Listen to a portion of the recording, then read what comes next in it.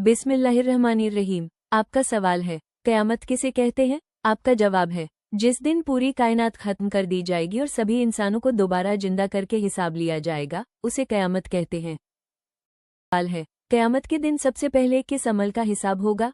आपका जवाब है, क़यामत के दिन सबसे पहले नमाज का हिसाब लिया जाएगा।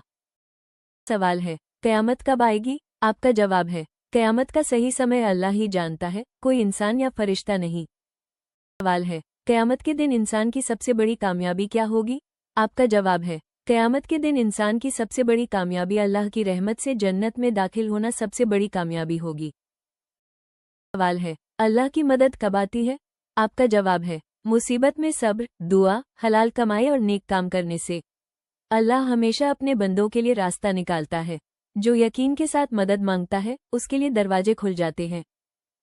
सवाल है, दुआ कब जल्दी असर करती है?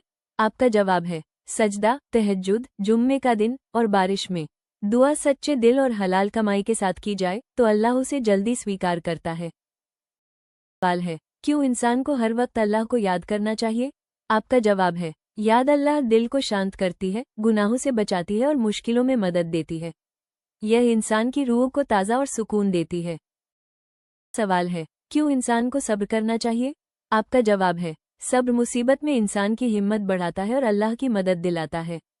ये ईमान को मजबूत करता है और आखिरत में इनाम देता है। सवाल है, क्यों इंसान को नेक संगत रखना चाहिए?